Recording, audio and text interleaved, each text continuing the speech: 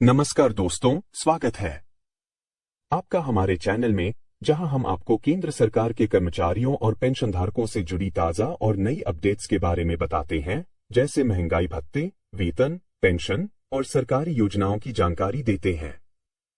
हमारी वीडियोस के जरिए आपको सबसे पहले मिलेगी ताजा खबरें, सरकारी आदेश और नई नई घोषणाएं।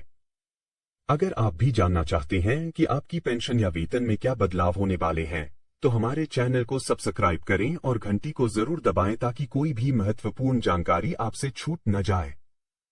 18 महीने का एरियर आ गया खातों में, साथ में 63 साल से 5% पेंशन बढ़ोतरी का तोहफा।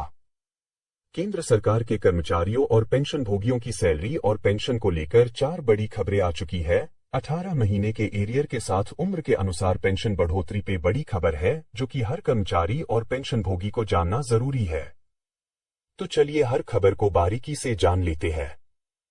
नोशनल इंक्रीमेंट का फायदा। नोशनल इंक्रीमेंट का फायदा 30 जून और 31 दिसंबर को रिटायर कर्मियों को दिया जाएगा।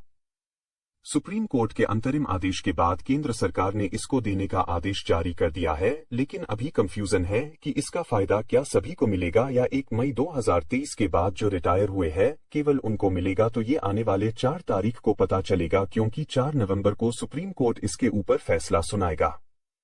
4 तारीख को आएगा 4 महीनों का एरियर।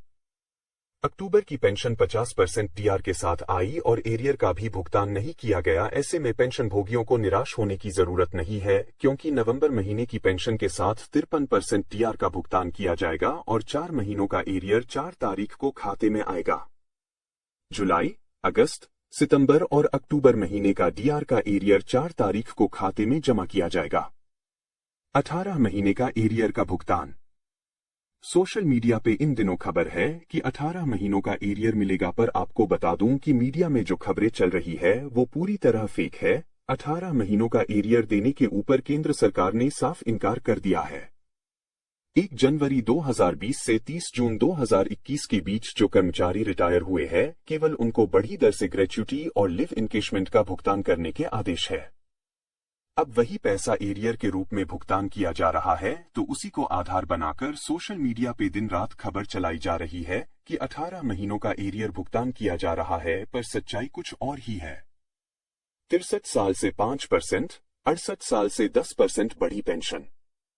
सोशल मीडिया पे एक और खबर चल रही है कि 63 साल से 5% पेंशन बढ़ोतरी का फायदा दिया जाएगा और 68 साल से 10% बढ़ोतरी का फायदा दिया जाएगा। पर आपकी जानकारी के लिए बता दूं कि ये भी खबर पूरी तरह फेक है। केंद्र सरकार के अंतर्गत ऐसा मामला विचाराधीन नहीं है। संसदीय समिति ने 65 साल से 5% पेंशन बढ़ोतरी की सिफारिश की थी, पर केंद्र सरकार ने इसके ऊपर कोई विचार नहीं किया है। ये मामला ठंडे बस्ते में डाल दिया गया है।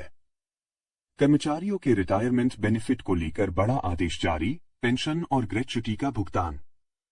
सेवानिवृत्त केंद्रीय कर्मचारियों को समय पर पेंशन और ग्रेच्युटी का भुगतान नहीं हो पाता है, जिसके कारण कोर्ट केस का सामना सरकार को करना पड़ता है। इसलिए सेवानिवृत्त कर्मचारियों को समय पर रिटायरमेंट बेनिफिट का लाभ मिले, इसको निश्चित करने के लिए केंद्रीय सिविल सेवा पेंशन नियम 2021 के तहत समय सीमा निर्धारित की गई है और इस समय सीमा के भीतर विभिन्न गतिविधियों को पूरा करना आवश्यक है, ताकि सेवानिवृत्त कर्मचारियों को सभी लाभ समय से मिल पाए।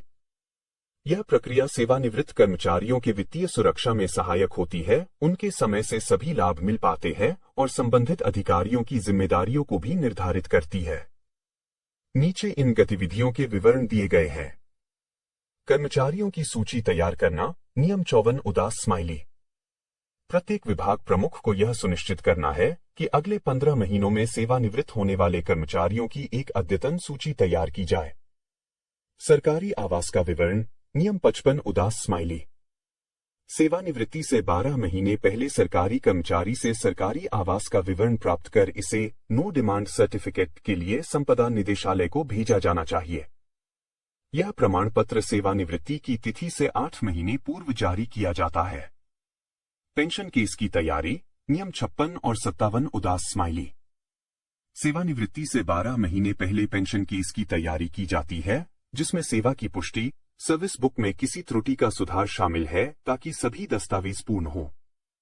पेंशन केस का प्रेषण, नियम 59 और 60।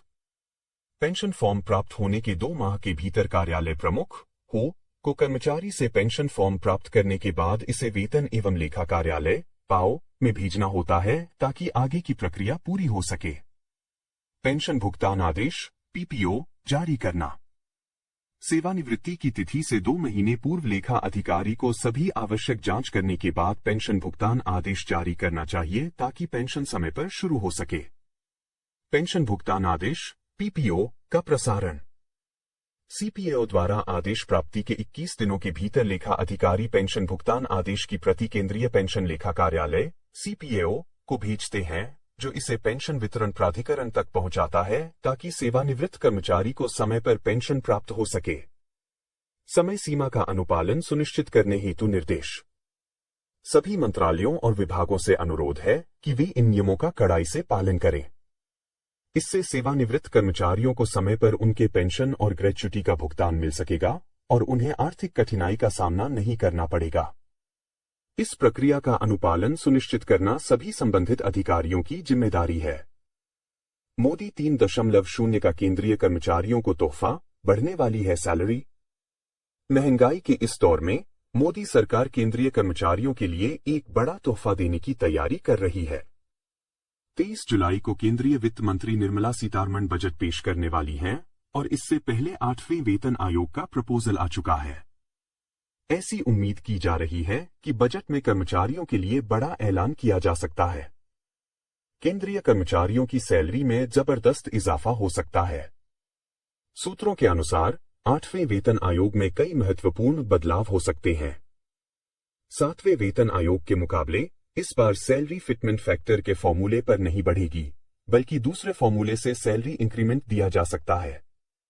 इसके अलावा हर 10 साल में एक बार वेतन आयोग के गठन की प्रक्रिया को बदलकर इसे हर साल किया जा सकता है।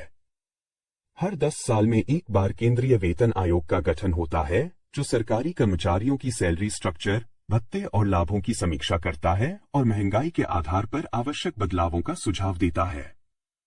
पिछले यानी 7वें वेतन आयोग का गठन पूर्व प्रधानमंत्री मनमोहन सिंह ने 28 फरवरी 2014 को किया था और इसकी सिफारिशें 1 जनवरी 2016 से लागू हुई थी। सैलरी में संभावित इजाफा। 7वें वेतन आयोग के तहत फिटमेंट फैक्टर 2.57 गुना था, जिससे बेसिक सैलरी में अपेक्षाकृत कम इजाफा हुआ। 8वें वेतन आयोग में इस फार्मूले को बदलकर बेसिक सैलरी में 25 से 35% तक इजाफा होने का अनुमान है। अगर ऐसा होता है तो न्यूनतम बेसिक सैलरी 25,000 रुपए हो सकती है। इसके अलावा सैलरी रिवीजन का अंतराल 3 साल का किया जा सकता है। केंद्रीय कर्मचारियों और पेंशनर्स की उम्मीदें। तीसरी बार सत्ता में आई मोदी सरकार से उम्मीद की जा रही है कि बजट में 8वें वेतन आयोग के गठन का ऐलान किया जाएगा। इस आयोग के गठन से केंद्र सरकार के कर्मचारियों और पेंशनर्स को वेतन और भत्तों में संभावित बढ़ोतरी मिल सकती है। अब यह देखना बाकी है कि 23 जुलाई को बजट पेश करते समय सरकार क्या ऐलान करती है। केंद्रीय कर्मचारियों और पेंशनर्स के लिए यह बजट महत्वपूर्ण हो सकता